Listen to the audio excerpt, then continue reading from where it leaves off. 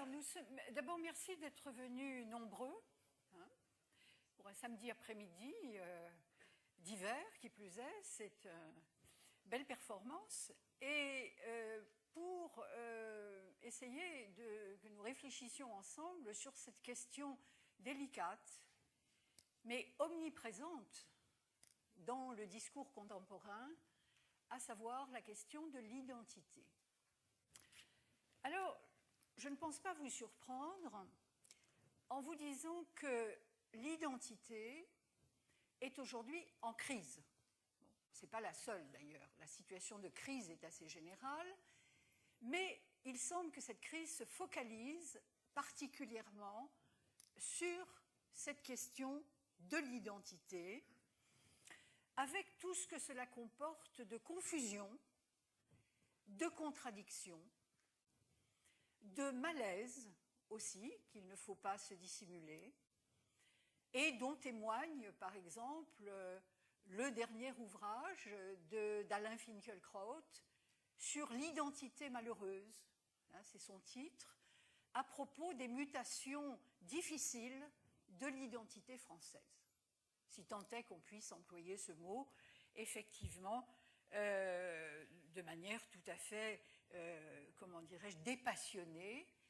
Et je dirais que c'est le rôle de la philosophie, justement, d'essayer de dépassionner les débats, qui n'en sont même pas d'ailleurs souvent, et de permettre à chacun et à chacune de faire le tri dans les discours contemporains, et en particulier dans les discours médiatiques, mais aussi politiques, et je dirais d'exercer son discernement. Voilà, je dirais que si la philosophie a aujourd'hui encore, comme à l'époque de Socrate, cette vocation, c'est bien d'aider chacun à retrouver son libre arbitre, ses capacités de discernement face à des questions extrêmement complexes, mais qu'on ne peut pas réduire à justement cette espèce de bouillie que les médias nous servent très souvent et qui ont pour résultat de clore le débat avant même de l'ouvrir.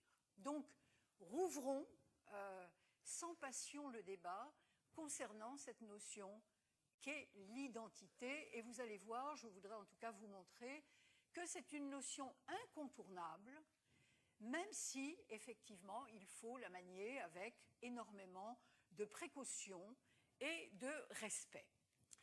Alors, je vous parlais de confusion et de contradiction.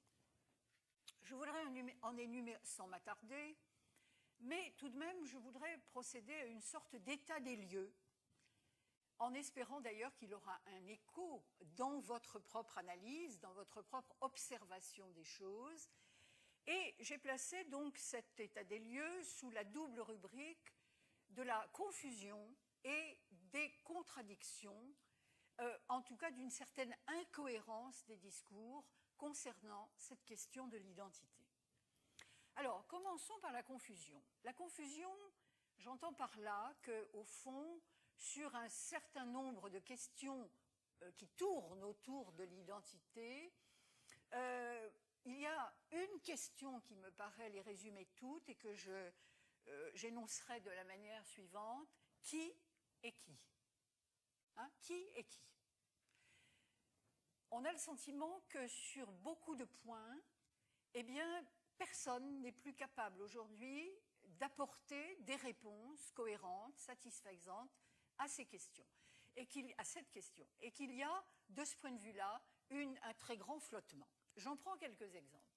Qui est qui ? Cette question vaut évidemment pour l'homme comme pour la femme.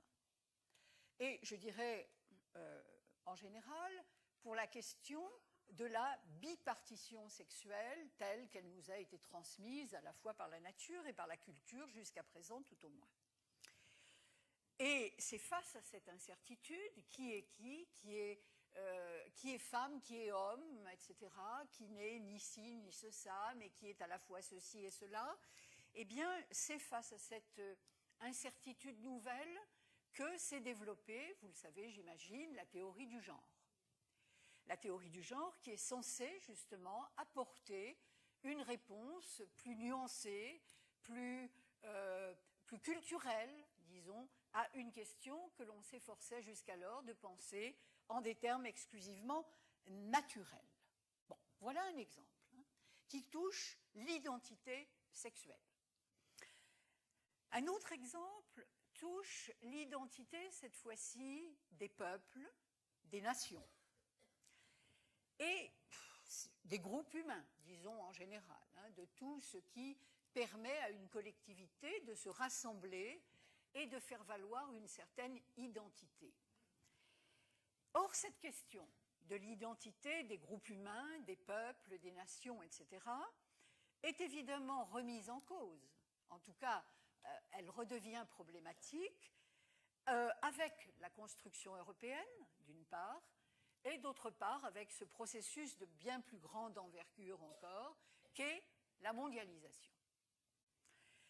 Tant et si bien qu'on ne peut pas ne pas se poser la question de l'identité de l'homme qui va être capable de vivre à l'échelle mondiale, véritablement. Et c'est un nouvel homme, c'est un nouvel être humain, d'une certaine manière, qui va devoir répondre à des défis qui n'ont jamais été ceux des générations antérieures. On ne peut pas vivre à l'échelle mondiale comme on vivait à l'échelle d'un village ou même d'une ville qui ne soit pas une mégalopole de 15 ou 20 millions d'habitants. Donc, l'identité des peuples, des cultures, des nations, etc., est évidemment posée de par les bouleversements que nous connaissons tous et qui sont incontournables aujourd'hui. C'est aussi une question qui est au cœur d'un débat très actuel entre religion au pluriel et société civile, et qui évidemment inclut ce fameux débat sur la laïcité, notion qui demanderait à être profondément repensée, redéfinie. Pourquoi ? Eh bien, vous connaissez tous la question qui fait débat aujourd'hui. Est-ce qu'on est d'abord français ? Je dis français, mais j'aurais pu dire suisse, allemand, belge, etc. Est-ce qu'on a d'abord une identité nationale, quelle qu'elle soit ? Et ensuite seulement, est-ce qu'on peut se définir par son appartenance à une religion, quelle qu'elle soit d'ailleurs, Bon. Ou bien, est-ce que c'est l'inverse ? Ou bien est-ce que c'est l'inverse ? Et comment se fait-il, en tout cas, que l'on voit surgir cette idée qui aurait paru totalement insensée il y a encore 20 ou 30 ans, à savoir que, ben non, finalement, on a d'abord une identité religieuse et ensuite une identité civique, si on peut dire. Donc, vous voyez que les exemples que je prends là, vous auriez pu, semble-t-il, les rassembler vous-même. Ce sont des exemples auxquels nous sommes constamment confrontés et qui tendent justement à prouver que plus rien n'est stable en matière d'identité, c'est-à-dire que nous sommes confrontés à une remise en jeu assez profonde, assez radicale, et dont nul ne peut prévoir l'issue d'ailleurs aujourd'hui, des conceptions que nous avions jusqu'alors de l'identité. Je vous présente ça comme un fait, pas comme une vue de l'esprit simplement, et je pense que ces brèves remarques doivent trouver un écho dans vos propres observations. Alors, d'où ma question. Est-ce que toutes les identités doivent être aujourd'hui repensées, rebrassées, redéfinies ? Et est-ce que ces identités sont, par le fait même des mutations technologiques, géopolitiques, etc., que nous vivons, est-ce que toutes ces identités sont plus ou moins hybrides aujourd'hui ? Hybrides, ou bien encore métissées. Vous savez que c'est un mot qui revient très fréquemment, indépendamment d'ailleurs de toute question de type physique et culturel appartenant à une race, entre guillemets, puisque cette notion disparaît. Est-ce que par la force des choses, les identités ne vont pas être, c'est pour ça que je préfère hybride d'ailleurs, n'est-ce pas, c'est-à-dire le produit d'un ensemble d'influences qui vont conduire à une redéfinition totale. C'est par exemple la thèse que soutient le philosophe iranien Dariush Shayegan, je ne sais pas si ce nom vous est connu, qui est lui-même d'ailleurs le pur produit de cette hybridation, puisque philosophe formé en Occident, eh bien, il est néanmoins attaché à la tradition perse et représente tout à fait au plus haut niveau de réflexion cette hybridation d'une identité. Et il a d'ailleurs écrit un livre, son dernier livre s'intitule « La conscience métisse ». Bon, alors, est-ce que, mais alors la question est plus profonde encore que cela, est-ce que ça veut dire que désormais, chaque être humain est libre de se choisir une identité? C'est-à-dire, est-ce que l'identité n'est plus quelque chose dont on hérite, qui nous est plus ou moins imposé, mais est-ce que ça relève de plus en plus du choix, de la libre détermination de chacun, alors en fonction des circonstances, en fonction des influences déterminantes, mais des influences que l'on accepte librement, pas qui vous pèsent, mais que l'on accepte, des goûts aussi de chacun, qui sont démultipliés par la société de consommation, ou bien, et évidemment en tant que philosophe, je ne peux pas être une adepte inconditionnelle du self-service identitaire, ou bien est-ce que l'identité, en dépit de toutes les questions que cela pose aujourd'hui, est la résultante de processus infiniment plus complexes et qu'on ne peut pas maîtriser ou modifier à volonté? Donc je crois que nous sommes un peu devant cette alternative. Oui, on peut se créer une identité, on peut choisir qui on veut être, etc. Et incontestablement, le choix des possibles, l'éventail des possibles, s'est considérablement élargi par rapport à ce qu'était la vie dans nos campagnes ou même dans nos villes au XIXe siècle. Mais tout de même, ça n'exclut pas que l'on se demande, que l'on continue à se poser la question, est-ce que c'est ça simplement l'identité, ou bien est-ce qu'une identité viable et pas simplement une identité d'emprunt, n'est-ce pas? Eh bien, est-ce que ça ne relève pas toujours de processus plus complexes, plus profonds, et qui font intervenir des facteurs qui ne sont pas simplement ceux de la libre décision? Alors, voilà quelques remarques concernant la confusion identitaire, c'est-à-dire l'aspect le plus flagrant de la crise d'identité dont, je pense, tout le monde est conscient aujourd'hui.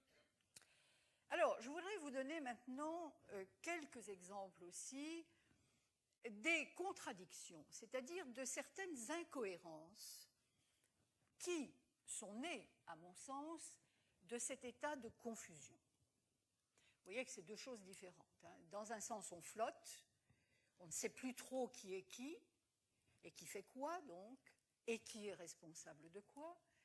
Mais en même temps, cette confusion engendre nécessairement des contradictions.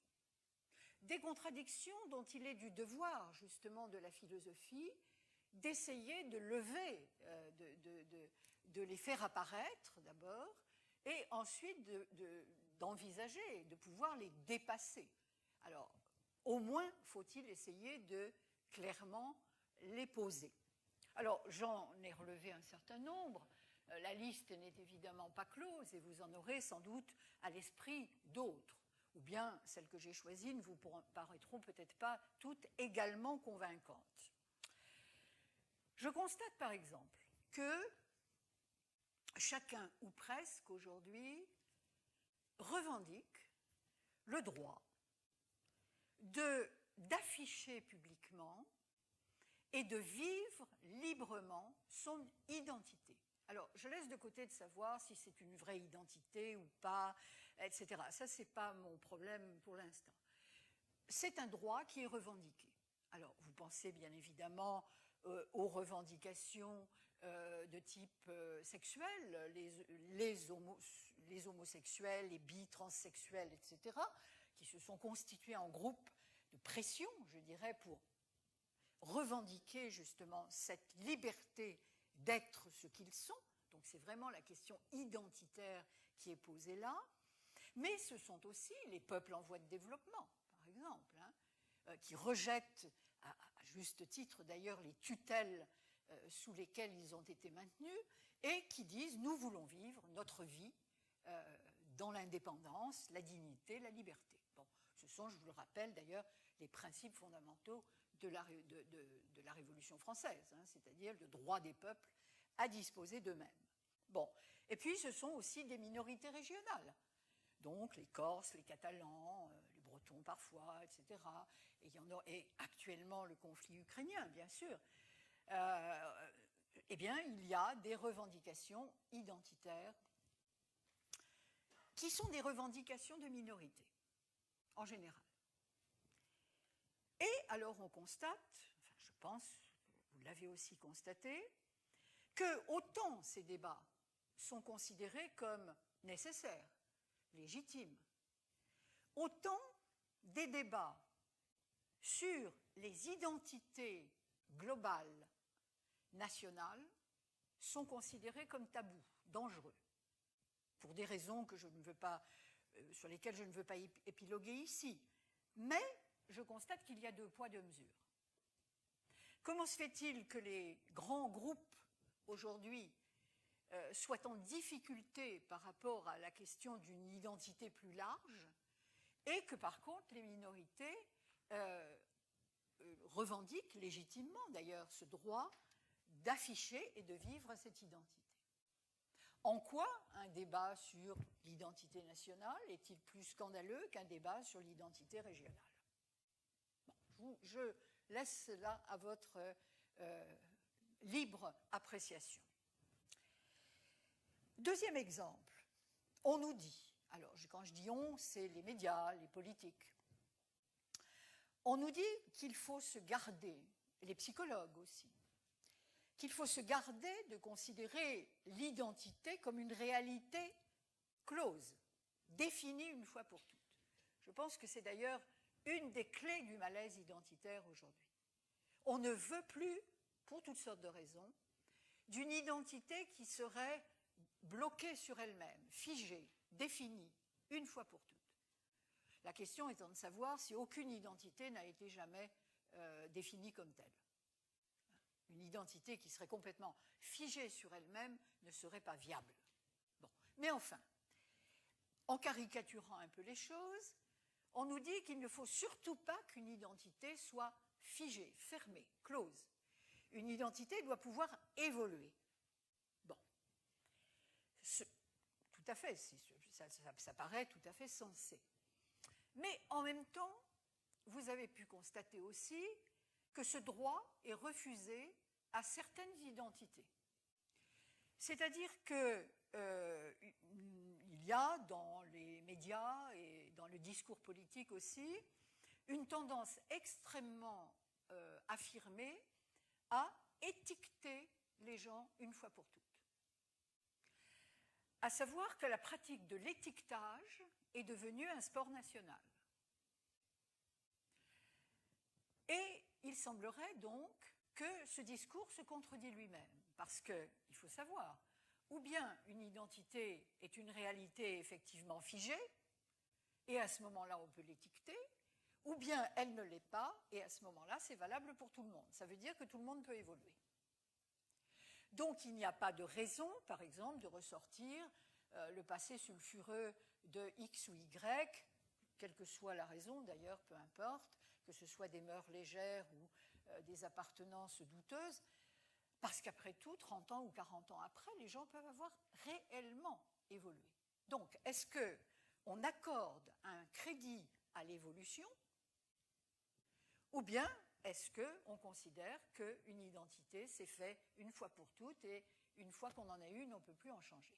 Je constate simplement que les discours sur ce sujet sont loin d'être cohérents.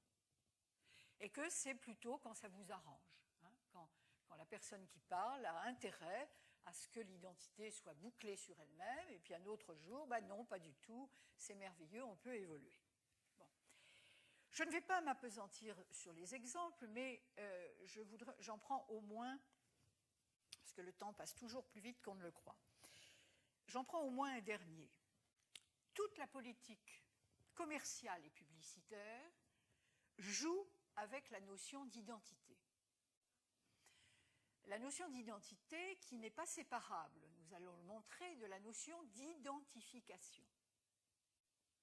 La plupart des identités se sont forgées par identification, c'est-à-dire que l'on ressemble à un modèle, on prend quelqu'un ou un fait pour modèle, et à partir de là, on s'identifie à ce modèle.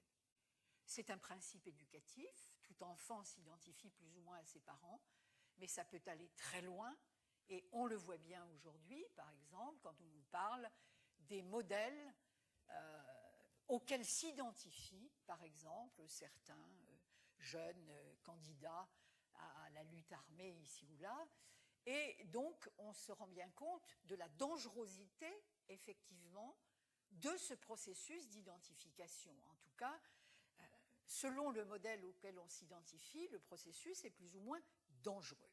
Bon. Donc, ce que je veux dire par là, l'incohérence que je voudrais souligner, c'est que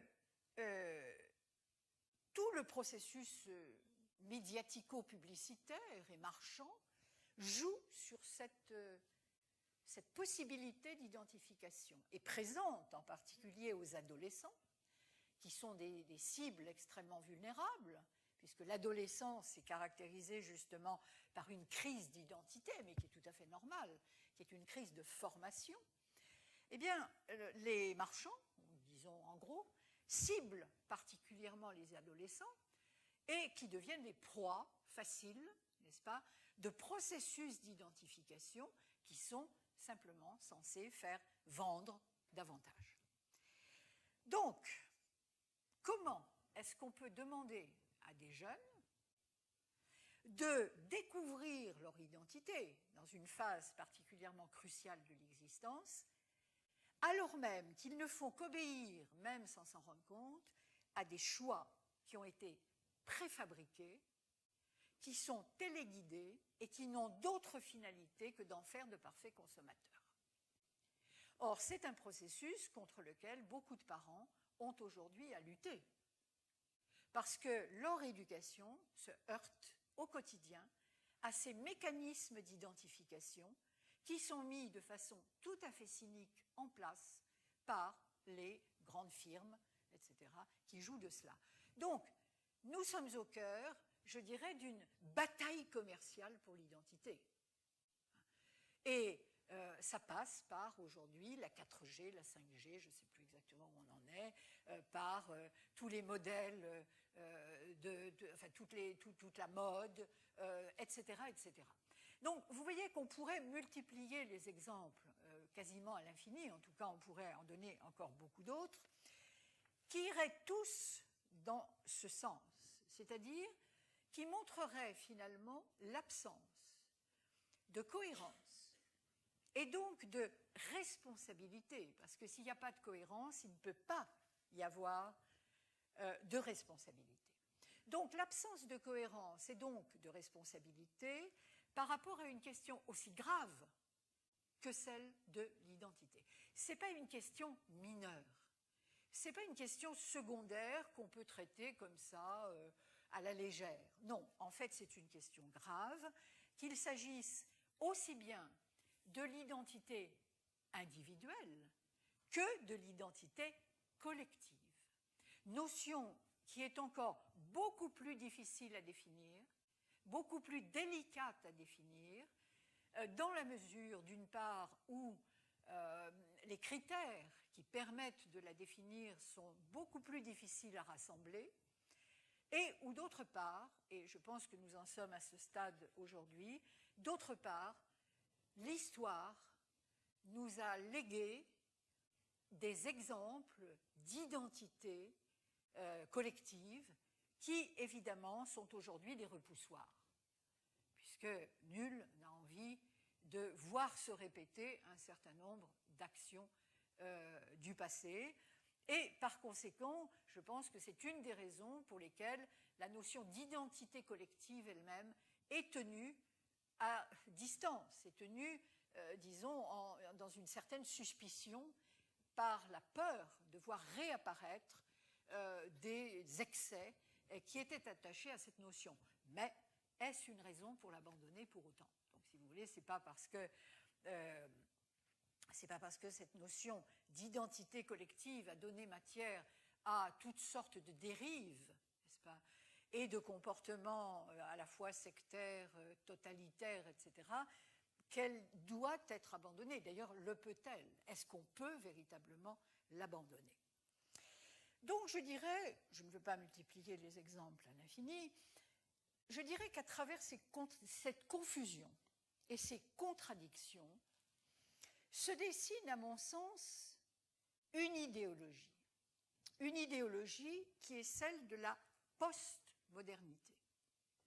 Vous savez que nous sommes à l'ère de la postmodernité. Alors on dit parfois l'hypermodernité ou la transmodernité, bon, peu importe. Mais autrement dit, nous serions dans une phase qui aurait dépassé la modernité. Et toute la question est de savoir, évidemment, si nous reconduisons certains idéaux de la modernité ou si nous sommes au-delà et si nous avons amorcé un virage par rapport à ces idéaux. J'y reviendrai brièvement, j'espère, par la suite. Donc, ce que j'appelle l'idéologie de la postmodernité et que je simplifie presque de manière un petit peu caricaturale, délibérément. C'est-à-dire, cette idéologie consiste, à mon sens, à déconstruire. Je vais souvent employer le mot déconstruction. Déconstruire au maximum toute référence identitaire qui limiterait la libre circulation des idées, des êtres et des marchandises.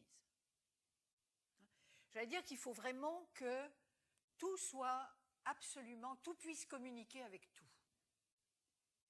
Et par conséquent, la notion d'identité est évidemment un obstacle. Ça représente une espèce de frontière, en somme, devant laquelle vous auriez l'obligation de présenter, sinon un passeport, tout au moins de présenter les raisons pour lesquelles vous voulez passer de l'autre côté. Donc, déconstruire au maximum toute référence identitaire qui limiterait la libre circulation des idées, des êtres et des marchandises, et cela en réduisant au maximum, autant qu'on le peut, le rôle de la nature par rapport à la culture. Je dirais qu'on est dans le tout culturel aujourd'hui. Et la théorie du genre, c'est exactement le tout culturel. Bon, mais encore, il y a culture et culture. Ce tout culturel, c'est celui, à mon sens, qui a choisi de façonner une identité nouvelle selon, à mon avis, 3 composantes essentielles. Il ne faut pas croire que ce décloisonnement vise une absence totale d'identité. D'ailleurs, ce ne serait pas possible. Derrière ce décloisonnement, il y a une identité qui se profile, même si, si nous n'en sommes pas toujours très conscients. Et il me semble, en tout cas je vous propose, de considérer que cette identité répond à 3 composantes essentielles que vous trouvez dans le discours, dans le discours télévisuel. Bon. Alors, ces composantes sont les suivantes à mon avis. D'abord, il y a ce que j'appellerais l'homme en soi, l'homme en tant qu'homme, qui très curieusement, je passe sur les détails de toutes les conceptions philosophiques sur la nature humaine. Alors, cet homme en soi, ce n'est pas ce que les hommes du XVIIe ou du XVIIIe siècle appelaient la nature humaine. qui aurait été une espèce de, comment dirais-je, d'homme primordial, d'homme tel que la nature l'a fabriqué, et que vous trouvez dans le discours de Jean-Jacques Rousseau, des philosophes du XVIIIe siècle. Non, c'est pas ça. On n'en revient pas à la nature humaine universelle, hein, qui était justement censée indiquer quels étaient les traits fondamentaux de l'homme. Non, l'homme d'aujourd'hui, celui que la mondialisation nous prépare, hein, parce qu'il faut être très lucide, c'est un autre type d'homme qui est en train d'émerger. C'est l'homme en soi. Hein. C'est l'homme en tant qu'homme. C'est-à-dire, c'est l'homme délivré de ses déterminations naturelles, bien sûr, mais aussi de ses particularités culturelles. Alors, certes, on se demande ce qui va rester, mais c'est quand même un profil qui apparaît dans le discours contemporain. Hein. Ce que ce serait bien si enfin on éliminait tout ce que la nature a apporté et tout ce que la culture a apporté comme particularité. Donc vous avez ce discours utopique, évidemment, relatif à un homme que personne n'a jamais vu d'ailleurs, hein, un homme en soi. Et cet homme en soi serait le seul qui mériterait véritablement le respect. Beaucoup des discours sur les droits de l'homme s'adressent effectivement à un homme sans particularité, ni naturelle ni culturelle. Discours que je ne conteste pas sur le fond, bien sûr. Hein. Bien, mais aussi, ce discours repose sur une hypothèse, c'est que pour que les hommes arrêtent de s'entretuer, pour que les conflits humains cessent, il faut mettre de côté toutes ces déterminations. Autrement dit, vous avez cette thèse aujourd'hui qui fait surface, à savoir que les cultures, l'appartenance culturelle, et on en reparlera la prochaine fois, l'appartenance culturelle est un facteur de conflit. Puisque l'appartenance culturelle est un facteur identitaire, eh bien, il faut mettre les cultures de côté. Donc, vous vous dites, oui, peut-être, pourquoi pas, mais qu'est-ce qui va rester ? C'est-à-dire, quelle va être l'identité de cet homme que personne n'a jamais vu, d'ailleurs, hein, à part dans la spéculation du discours d'aujourd'hui, et qui ne serait plus déterminé par la nature ni par la culture, et qui, justement, parce qu'il serait enfin délivré de ses déterminations, serait capable de vivre en paix avec ses semblables.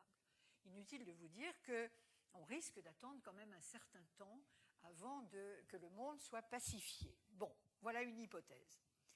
Alors, si on va un peu plus dans le détail, je vous ai annoncé 3 traits fondamentaux. Ces traits, je les perçois à travers les discours, hein, je ne les ai pas inventés. Le deuxième trait, c'est que l'homme d'aujourd'hui, l'identité de l'homme d'aujourd'hui, c'est essentiellement d'être un éco-citoyen responsable. Ce discours est récurrent. Un éco-citoyen responsable, c'est-à-dire qui limite son émission en CO2, donc, si possible, qui roule à vélo, même s'il écrase les piétons au passage, et qui trie ses déchets. Voilà. Faites attention à ce qui se dit dans les discours médiatiques, télévisuels et journalistiques, vous verrez émerger cet éco-citoyen partout. Alors, je m'autorise une question impertinente. Pendant ce temps, est-ce qu'on se demande si la nourriture de plus en plus génétiquement modifiée qu'on propose à cet éco-citoyen responsable, si les spectacles affligeants qu'on lui impose, si les tueries dont on le rend plus ou moins complice, etc., est-ce qu'elles ne sont pas en train de le transformer lui-même en une sorte de déchet ? Autrement dit, là aussi contradiction. Là aussi contradiction.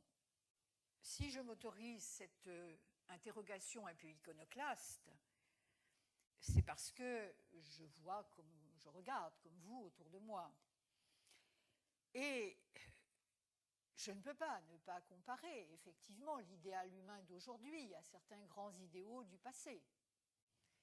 Et sans être nostalgique, je pense que notre éco-citoyen responsable ne tient quand même pas vraiment la route par rapport à certaines grandes figures qui ont fait l'honneur de l'humanité dans le passé, et même dans le présent d'ailleurs encore. Et enfin, troisième trait, qui va d'ailleurs de pair avec le second, le consommateur avisé, c'est-à-dire l'homme du que choisir, hein, l'idéologie du que choisir.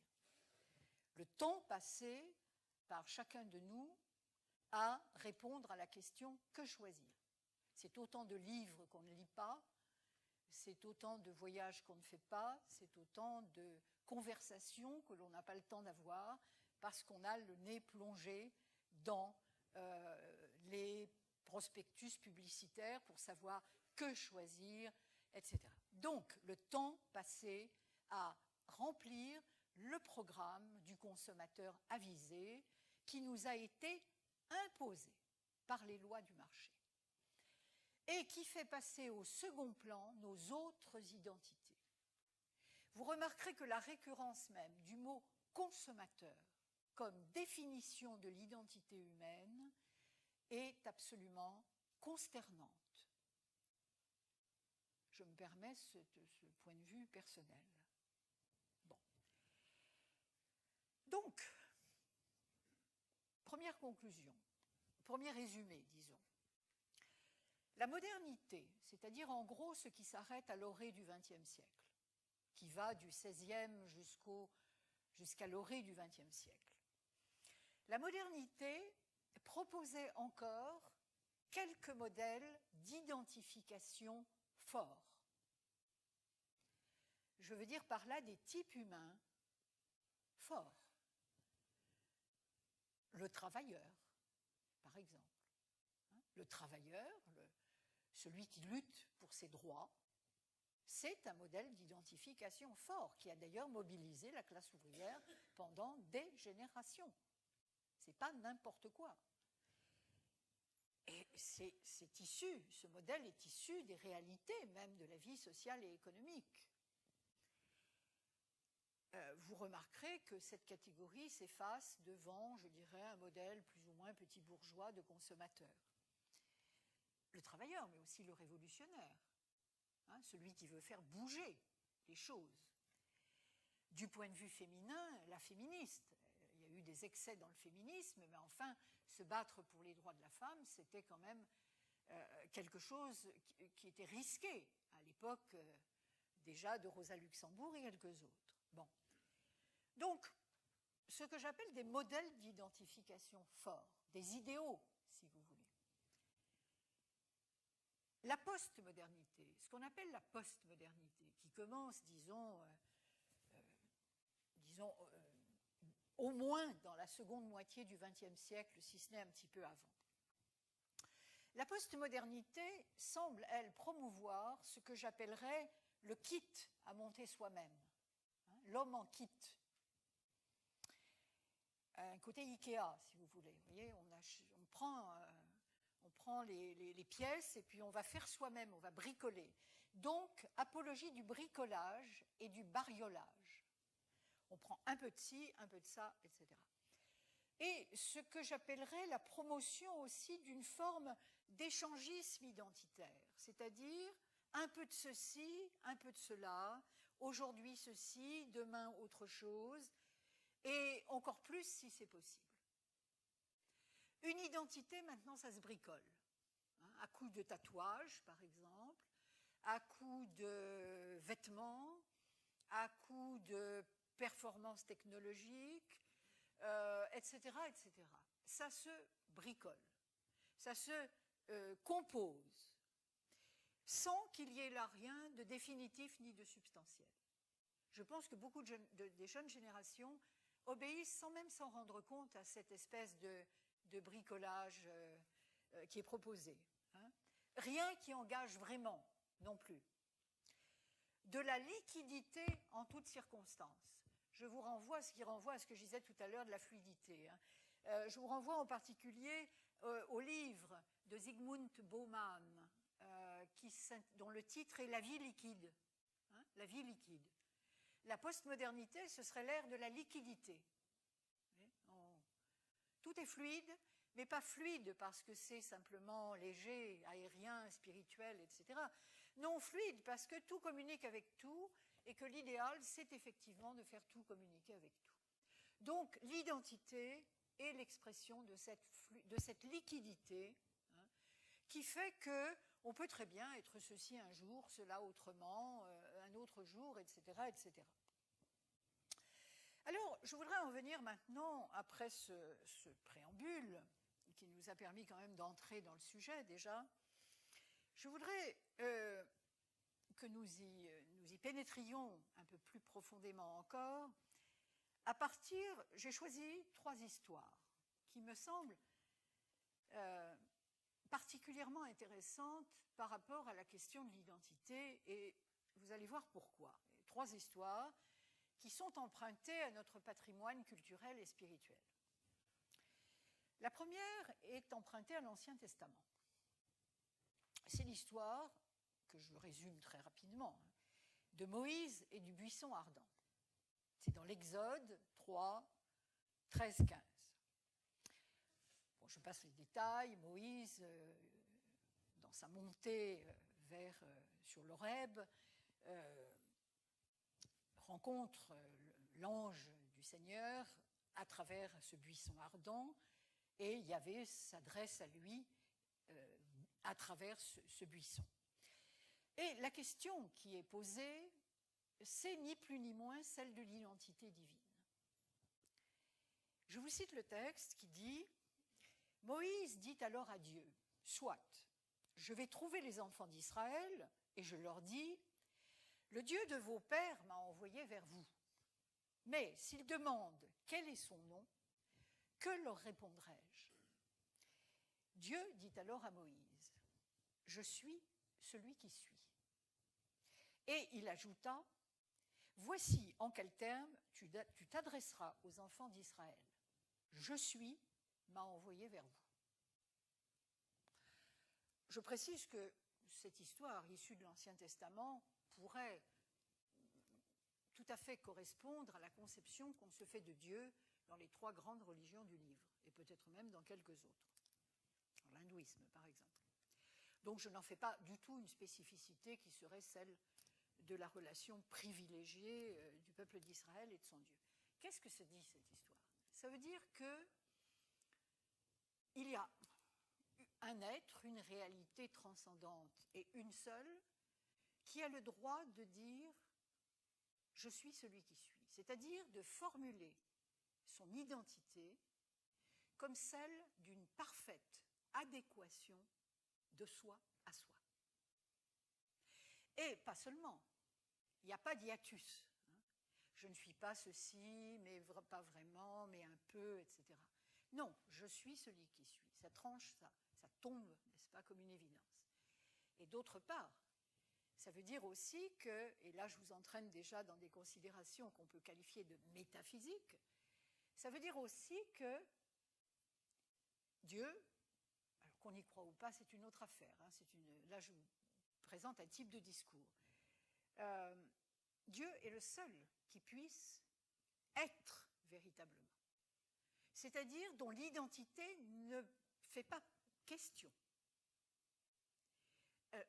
Son existence peut faire question, mais Dieu ne peut être que celui qui est absolument, qui n'est pas relativement. Tout être humain est là, plus ou moins, pour des considérations relatives.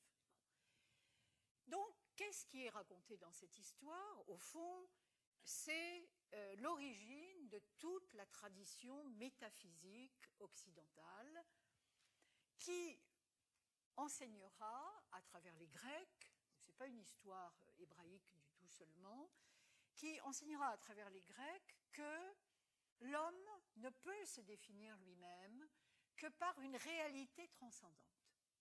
Parce qu'il n'y a qu'une réalité transcendante qu'on a l'habitude de nommer Dieu, qui est capable d'être absolument et d'assumer une identité sans faille, sans différence, sans complication intérieure.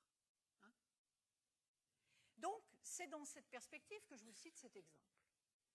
Après, la question de la foi, ce n'est pas ce qui entre en jeu ici. C'est l'importance d'une vision de l'identité comme étant la figure parfaite de ce que l'homme peut espérer dans les meilleurs des cas, dont il peut espérer se rapprocher, mais certainement pas assumer de la même manière.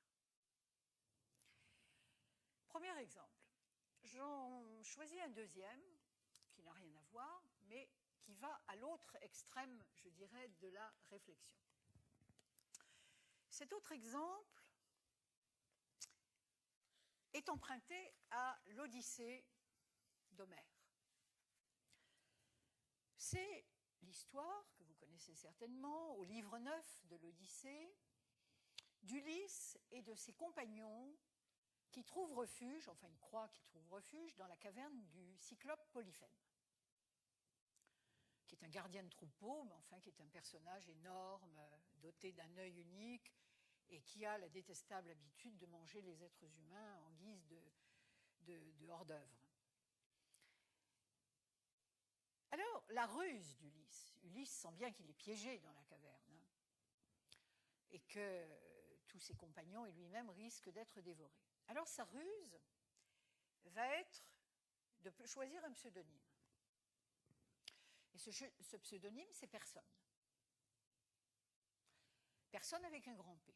Quand le cyclope lui dit « Qui es-tu » il dit « Je m'appelle personne ». Et on met un grand P à ce moment-là à personne. Mais Ulysse, le malin, le rusé, comme dit Homère, a une idée derrière la tête. C'est-à-dire que quand, alors, survient l'épisode bien connu du tison ardent que Ulysse met dans l'œil et tourne dans l'œil du cyclope pour l'aveugler pendant son sommeil, après lui avoir fait boire du vin. Et quand le malheureux cyclope hurle sa détresse, sa douleur, etc., et sa fureur, les autres cyclopes viennent à son secours, lui disent « Qu'est-ce qui t'est arrivé? Est-ce toi que l'on tue par la ruse ou la force ?» Et la réponse d'Ulysse, la réponse du cyclope, de Polyphème, c'est de dire « Celui qui m'a tué, c'est personne. » Et les autres lui disent « Alors, de quoi te plains-tu? N'est-ce pas?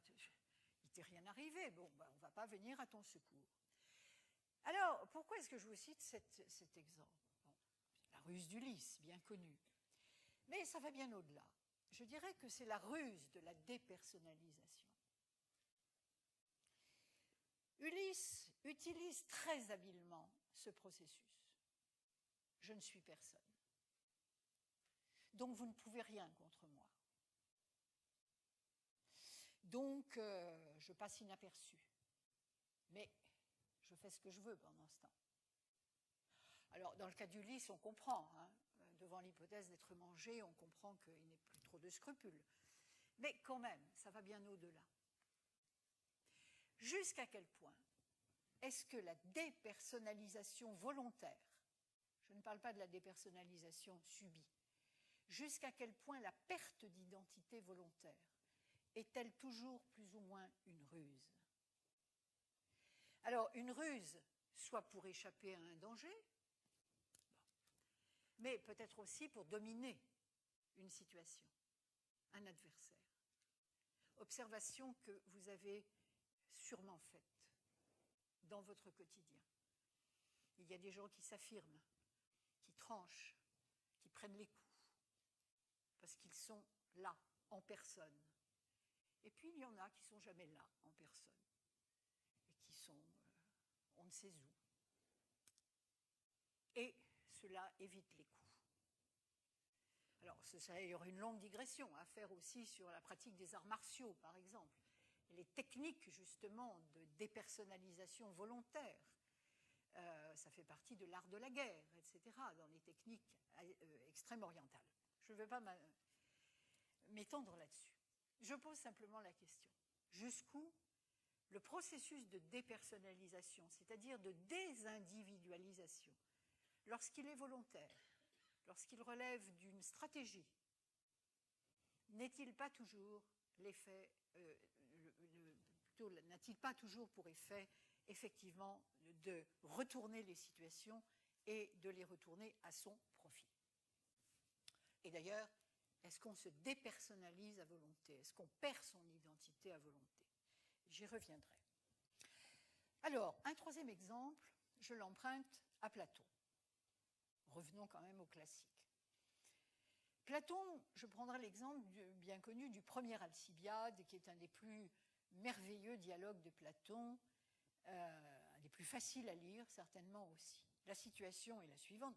Alors, évidemment, je vous rappelle que le maître mot de l'enseignement socratique et au-delà de l'enseignement philosophique, c'est quand même le fameux « connais-toi toi-même ».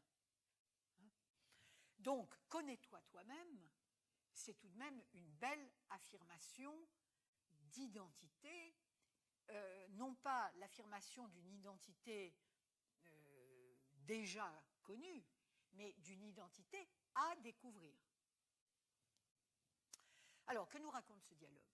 En bref, c'est l'histoire d'un jeune ambitieux qui s'appelle Alcibiade, nous dirions aujourd'hui un jeune loup, un jeune cadre, dynamique. Il a tout pour lui, il est jeune, il est beau, il est courtisé, il est riche, il a une ambition folle, il veut gouverner la cité, etc. Et il était pris de Socrate, qui lui-même a un certain faible pour lui, mais a sur lui l'avantage de dominer ses pulsions. Donc, qu'est-ce qui se passe dans ce dialogue? Une chose très simple, en fait. À savoir que Socrate va soumettre Alcibiade à une espèce d'interrogatoire aimable, enfin, il va soumettre Alcibiade à ce qu'il appelle lui-même un examen, n'est-ce pas? Tu prétends être ceci. Bon, et quelle preuve en as-tu? Tu prétends vouloir gouverner la cité. Est-ce que tu t'es interrogé sur la nature du bien et du mal? Est-ce que tu sais qui tu es? Tu me parles de tes possessions, tu me parles de tes beaux vêtements, tu me parles de ton corps d'athlète, tu me parles de tes relations sociales, etc. Mais toi, tu es qui? Si on enlève tout ça, qu'est-ce qui reste? Et Socrate procède à une élimination par le vide, n'est-ce pas? Il fait le vide. Et je dirais qu'au terme de cet examen, conduit de main de maître, avec un mélange d'ironie et de rigueur, eh bien, Alcibiade se retrouve, si on peut dire, nu comme un verre, n'est-ce pas? Et il dit à Socrate, écoute, j'ai compris, la leçon est apportée, je me confondais avec ce que je possédais. Et je n'avais jamais réfléchi à ce que je suis indépendamment de ce que je possède. Et indépendamment aussi de ce que je crois savoir. Je vous rappelle aussi cet autre fondement de l'enseignement socratique, je ne sais qu'une chose, c'est que je ne sais rien. Bon, c'est un peu exagéré en ce qui concerne Socrate, mais enfin, c'est une ruse pédagogique, n'est-ce pas, pour inciter ses interlocuteurs à abandonner tout leur savoir et à chercher quelque chose de plus essentiel que le savoir. On débouche sur le souci de l'âme, n'est-ce pas, et de ce qui nous rend semblables à Dieu, c'est-à-dire, en dehors de toute question confessionnelle, de ce qui fait de nous des êtres vivants capables de vivre selon la vie de l'esprit et pas simplement selon la vie du corps, des possessions, de l'argent, etc., etc. Donc le dialogue est peut-être tout à fait actualisé, n'est-ce pas, sans effort, par rapport à nos préoccupations d'aujourd'hui. Ça veut dire quoi? Ça veut dire donc que finalement, la question de l'identité, c'est la question de la nature du moi, ou du soi, selon la terminologie employée. C'est la question de qui suis-je à partir du moment où je ne me définis plus simplement par mon aspect physique, par ce dont j'ai hérité, mes biens par exemple, par rapport à mes relations sociales. Si on enlève tout ça, est-ce qu'il reste quelque chose ou est-ce qu'il ne reste rien? Donc la philosophie, depuis Socrate, nous a habitués à cette espèce de nettoyage drastique, n'est-ce pas? Et tous les philosophes y ont, à leur manière, l'ont à leur manière pratiqué. Je ne rentre pas dans le détail des méthodes, mais chaque philosophe, à sa manière, a montré, n'est-ce pas, qu'on ne pouvait pas philosopher sans se débarrasser au départ de tous ces signes d'appartenance qui ne définissent absolument pas ce que l'on est en soi. Et vous remarquerez qu'il y a, d'une certaine manière, dans cette démarche, une certaine similitude avec une démarche religieuse. En ce sens que, effectivement, on ne peut pas prétendre à une vie spirituelle si l'on est totalement inféodé, esclave de ses passions, de ses relations, de ses attachements, etc., etc. Donc, je dirais que la question de l'identité dans la tradition philosophique, dont je m'inspire ici, n'est pas séparable d'une discipline intérieure par laquelle on va faire l'effort de ne plus s'identifier à ce qui probablement n'est pas soi véritablement. Ce qui ne veut pas dire que nous sommes tous obligés de mener des vies d'ascètes. Ce n'est pas ce qu'ils veulent dire. Socrate ne détestait pas d'ailleurs de participer à des banquets bien arrosés, et d'autant plus qu'il il tenait très bien l'alcool et n'avait jamais de problème d'ivresse. Donc ce n'est pas la question simplement de l'ascétisme, c'est de dire comment penser l'identité si on ne s'est pas un jour posé la question du noyau, peut-être intangible, on ne sait pas, parce que je vous donnerai d'autres exemples si j'ai le temps, de la destruction de ce noyau, mais si on ne s'est pas posé la question de savoir qui on est vraiment, indépendamment donc de ces identifications qui sont quand même toutes plus ou moins superficielles. Alors, je tire une brève conclusion de ces trois exemples. L'homme n'est incontestablement pas Dieu, c'est-à-dire il n'a pas d'identité parfaite. Tout au plus peut-il,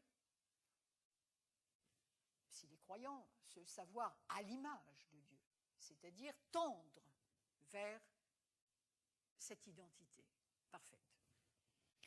Mais il n'est pas non plus personne. S'il se dit personne, c'est par ruse, comme Ulysse, ou bien parce qu'il a été dépersonnalisé, ce qui est une tragédie. L'homme est celui qui se cherche une identité. Et je vous rappelle qu'il y a un passage fameux du mythe d'Œdipe qui a trait à cette question. À savoir que quand Oedipe arrive aux portes de Thèbes, Thèbes souffrait de la peste à l'époque et Thèbes était gardée par le Sphinx qui dévorait tous ceux qui n'étaient pas capables de répondre à la question qu'il leur posait. Et la question qu'il leur posait, c'était qu'est-ce que l'homme ? Qu'est-ce que l'homme ? C'est la question de l'identité par excellence. Qu'est-ce que l'homme ? Et Oedipe a été le seul qui a pu répondre à la question. La réponse est d'ailleurs un peu, bon, elle se discute. L'homme, c'est l'être qui, effectivement, marche à quatre pattes le matin, sur deux pattes ou deux pieds à midi, et sur trois le soir. Bon. Et en venant, je n'ai pas pu m'empêcher, en voyant les spectacles quotidiens dans les moyens de transport, je pensais à la question d'Oedipe, et je me disais, si on posait aujourd'hui à Oedipe la question « qu'est-ce que l'homme ?», je ne pense pas qu'on répondrait comme ça, on dirait « qu'est-ce que l'homme ?» L'homme, c'est quelqu'un qui téléphone. C'est impressionnant quand même, la mutation de l'identité humaine par greffe d'un appareil. Bon, c'est plus qu'une plaisanterie, hein. Je crois que c'est c'est quelque chose qui est en train de prendre de l'ampleur. Donc, la question de l'identité humaine, qu'est-ce que l'homme, est la question qui préoccupe les Grecs, qui préoccupait déjà les Grecs, bien sûr, à cette différence près d'avec nous aujourd'hui, et c'est toujours la même question qui revient, ce sont les modèles d'identification. Donc, je poserai évidemment la question, quels sont les modèles proposés aujourd'hui à titre d'identification aux êtres humains que nous sommes? Alors, cette question va nous permettre de nous engager un peu plus précisément maintenant dans une réflexion un peu plus théorique. C'est pour ça que j'ai voulu d'abord commencer par des exemples un petit peu plus théoriques, pas trop, rassurez-vous, sur l'identité. Qu'est-ce que c'est que l'identité? De quoi on parle quand on parle de l'identité? Alors, au départ, quand on parle d'identité, on définit simplement une relation entre deux termes. Et d'ailleurs, l'exemple tiré de l'Ancien Testament, je suis celui qui suis, c'est la définition parfaite de l'identité. Vous auriez pu dire A égale A ou B égale B, ça aurait été pareil. Logiquement, ça veut dire la même chose. Ça veut dire qu'entre deux termes, il y a parfaite similitude, adéquation totale. Ce qui a donné naissance en philosophie, et plus précisément en logique formelle, à ce que Aristote a nommé le principe d'identité. Le principe d'identité, qu'il ne dissociait pas d'ailleurs du principe du tiers exclu. Bon, le principe d'identité, c'est tout simplement l'énonciation qu'une chose est ce qu'elle est. A égale A, un homme est un homme n'est pas un éléphant ou une fourmi, etc. Bon. Or, ce principe d'identité est à la fois tout à fait fondamental, parce que sans lui, il n'y aurait pas de possibilité de nommer les choses. C'est un principe logique qui est le fondement même du langage, et qui est d'ailleurs à l'origine des critiques que les philosophes ont parfois faites, je pense à Bergson en particulier, sur le langage. Le langage, je veux dire par là le concept. Le concept, c'est-à-dire ce qui définit une catégorie d'objets, dotés d'une certaine de certaines qualités. On sait bien que c'est une dénomination conventionnelle. Il faut être idiot pour ne pas le reconnaître. Ce n'est pas parce que vous dites que telle personne est un homme ou une femme que vous prétendez avoir fait le tour des qualités propres et de la manière dont cet homme ou cette femme assume sa féminité ou sa virilité. Bon. Donc, c'est simplement un outil logique qui est au fondement même de la dénomination, c'est-à-dire de la possibilité de désigner les choses, et qui est au fondement même de la vie sociale. Bon. Alors, après que des poètes brisent ce principe d'identité et fassent circuler les choses, les genres, les uns dans les autres, ça c'est leur travail de poète. Mais ce qu'on peut admettre d'un poète, on ne peut pas l'admettre du langage courant. Nous sommes tous liés à ce principe d'identité, et qui sera critiqué par Nietzsche en particulier, bon, qui critiquera ce qu'il appelle cette dépendance par rapport à la grammaire. Il n'empêche que la grammaire est bien utile quand même, hein, parce que si au quotidien, quand je vous parle d'une chaise, vous me répondiez table, et quand je vous parle d'un livre, vous me passiez la salière, bon, avouez que rien n'est possible, plus rien n'est possible de la vie sociale. Donc, retenons que ce principe d'identité est le fondement même, et le fondement logique du langage. Maintenant, la question de savoir si derrière une dénomination logique, il y a ce que l'on appelle une réalité ontologique. Ontologique, ça veut dire qui tient à l'être lui-même.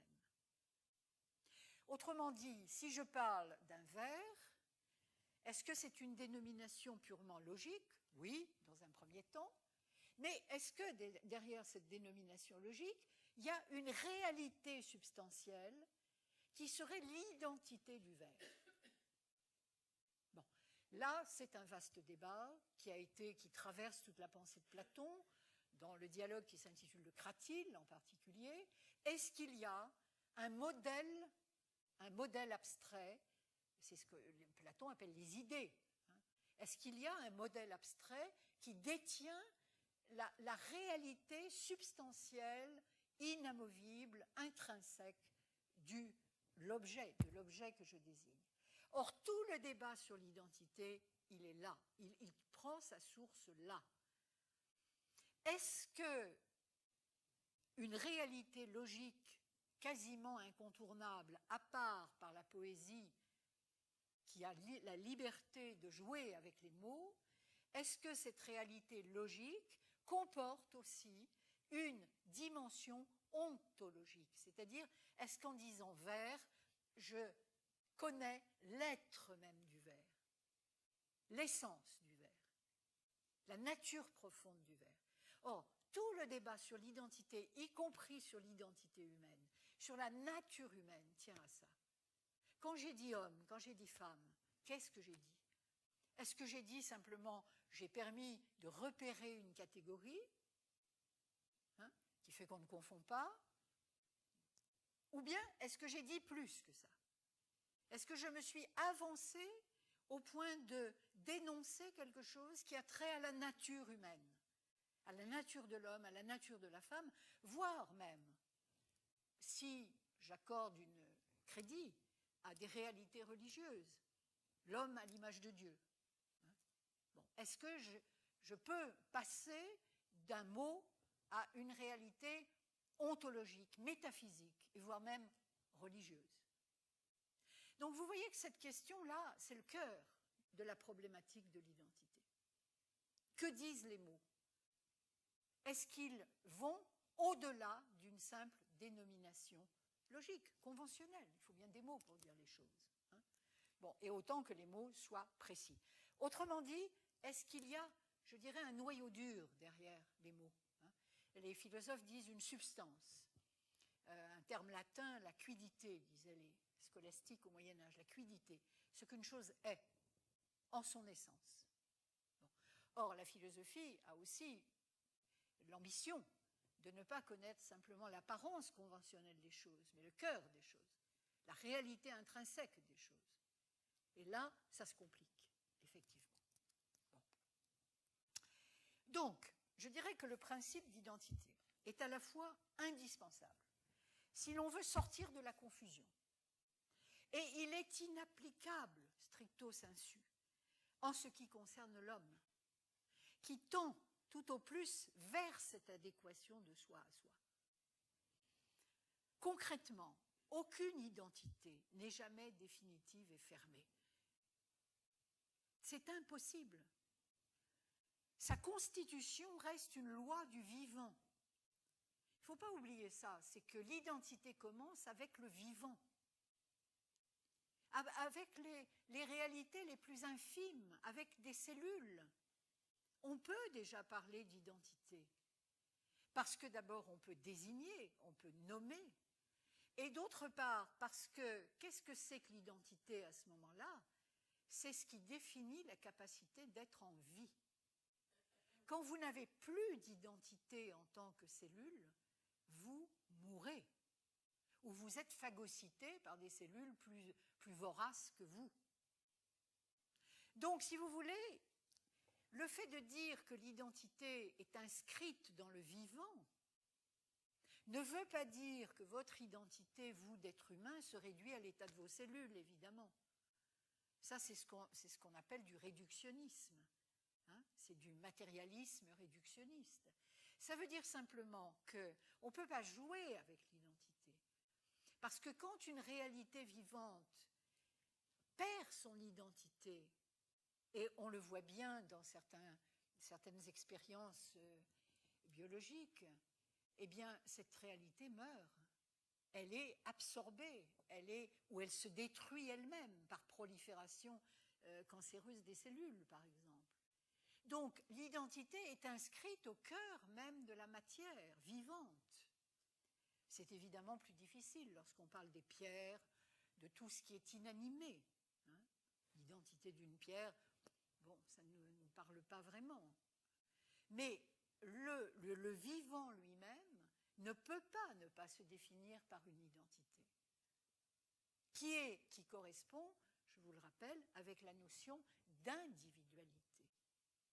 À partir du moment où il y a un individu reconnaissable, désignable comme tel, ça veut dire qu'il y a une identité. Bon, donc on ne peut pas jouer comme on veut avec tout ça. Et ce processus ne fait que se complexifier à mesure que la conscience évolue.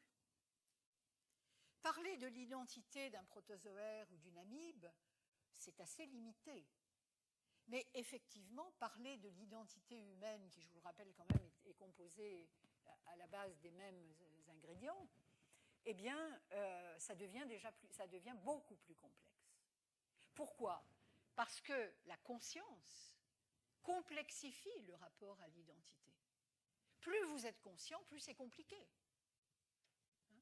Donc, plus on évolue dans l'échelle des espèces, et plus la conscience, et la conscience non seulement du monde extérieur, mais la conscience de soi, se développe, plus l'identité devient une réalité complexe, dans la mesure surtout où la conscience apporte la possibilité de faire des choix.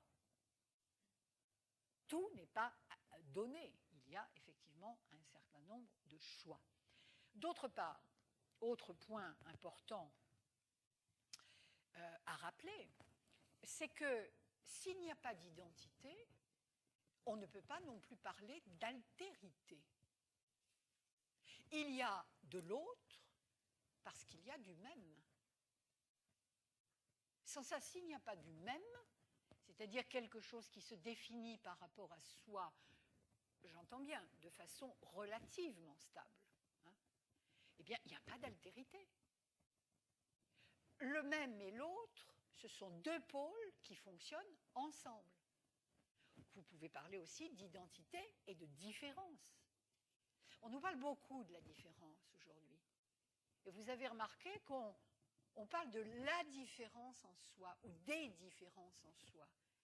Mais les différences n'existent que par rapport à un pôle identitaire. Sans ça, il n'y a pas de différence. Donc, ce qu'il ne faut pas perdre de vue, c'est qu'on ne peut pas parler d'altérité qui ne renvoie à une identité ou à des identités. Ce sont deux pôles indissociables. Donc là encore, il faut se méfier de tous les discours qui ne nous parlent que de l'altérité et qui ne réfèrent pas cette altérité à une ou des identités. Je vous conseille à ce sujet vivement la lecture du livre de Jean-François Mattei, Le regard vide, entre autres, parce que toute l'œuvre de Mattei mérite d'être méditée. Et Mattei écrit dans cet ouvrage « Il faut bien qu'il y ait dans la vie des cultures, comme dans la vie des hommes, sauf à se perdre dans une totale confusion, des identités vécues, j'insiste, identités vécues, qui prennent conscience de ce qu'elles sont et par rapport auxquelles les altérités se définissent. On aura beau exalter l'altérité aux dépens de l'identité, ça c'est un discours très courant actuellement, on ne réussira qu'à renforcer, en inversant les rôles, l'identité de la première, c'est-à-dire de ce qui est supposé être autre, au détriment de l'altérité de la seconde. Mais c'est un cercle vicieux. Donc, effectivement, on ne peut pas parler d'altérité sans faire au moins implicitement référence à une ou des identités. Alors, de quoi est faite une identité? Je vais rappeler quelques traits sans insister, parce que ça n'est pas très difficile, mais enfin quand même. Je pense que je dirais qu'il y a des couches successives, des enveloppes successives qui constituent une identité. Sans oublier, l'énoncé même de ces composantes va vous le rappeler, que l'identité est à la fois un pôle de référence incontournable, mais qui, s'il n'était que fermé sur lui-même et défini une fois pour toutes, serait voué à la mort. On le voit avec le vivant qui ne s'adapte pas, le vivant qui ne tient pas compte des messages de l'environnement est voué à disparaître. Toutes les espèces qui ont disparu dans le passé se sont montrées à un moment donné figées sur elles-mêmes, incapables de relever les défis de l'environnement. C'est pareil pour les êtres humains. Alors, de quoi est faite une identité? On peut dire qu'elle est faite d'un certain nombre d'héritages. Que ça plaise ou non, c'est comme ça. Aucun être humain ne naît sans une hérédité. Et le savent bien ceux qui ont eu à souffrir d'une hérédité. Personne, à part Dieu, n'est cause de lui-même, c'est-à-dire né de rien et sans ascendance. Donc nous portons tous en nous un héritage et il n'y a aucune idéologie qui peut nous faire admettre le contraire. On peut le nier, on peut le refuser, on peut avoir toutes les attitudes qu'on veut, il est là quand même. Donc il y a, je dirais, quelque chose d'atavique, mais évidemment pas seulement. Évidemment pas seulement. Donc, cette part d'héritage, c'est justement, je crois, ce que les sociétés postmodernes voudraient bien éliminer. Ben oui, parce que si on se prétend intégralement libre d'être ce qu'on veut, l'héritage, parfois, c'est un peu encombrant. Donc, la postmodernité est une époque qui a la plus grande difficulté à assumer ses héritages. Et ça, c'est aussi un trait identitaire.